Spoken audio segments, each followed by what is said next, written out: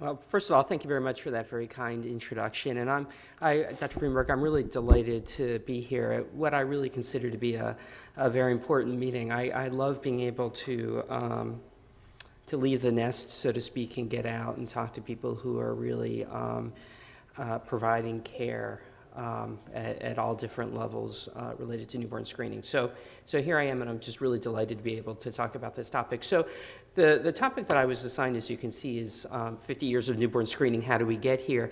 And I'm not a medical historian. I'm going to put things through my own lens and sort of talk about where I think things have been and how that impacts on where we're going. And certainly I'm going to give a preview of some of the stuff that Dr. Powell will be talking later today about in terms of looking at the future, as well as Dr. McCullough, and ethical issues. I think the group is small enough that as I go through, if I say something that doesn't make sense or you need clarification, just go crazy so that I can see you, and then hopefully we'll have time at the end to answer questions. And I'm going to do probably the most important thing, which is to take off my watch so I can look down and keep us on time.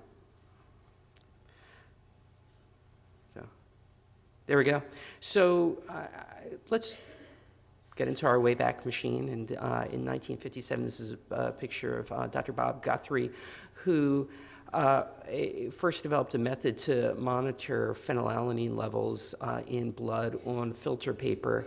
And when this was initially designed or developed, it wasn't as a method for newborn screening, but it was a way simply to assess phenylalanine levels in individuals who were known to have PKU.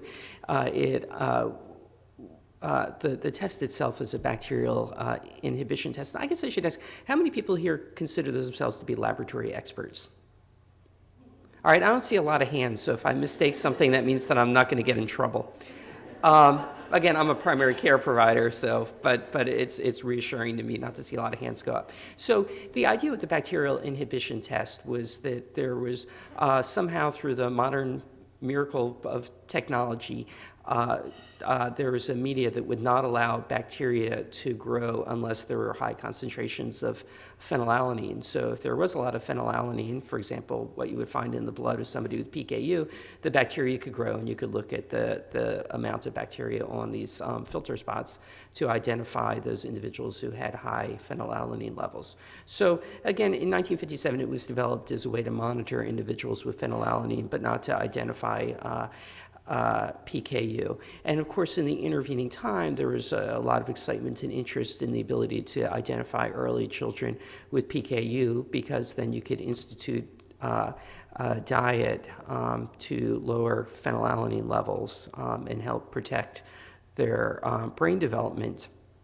And so all this began in 1961 in two hospitals in New York with funding that was initially received from the Children's Bureau, which was the predecessor of the Maternal Child Health Bureau, which is a federal organization that I'll be talking about later.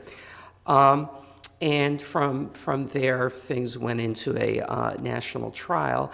And by 1967, there were 30 states who were mandated to have newborn screening for PKU. It's interesting because I was looking this stuff up. I was born in 1967, but I haven't figured out yet whether or not I was screened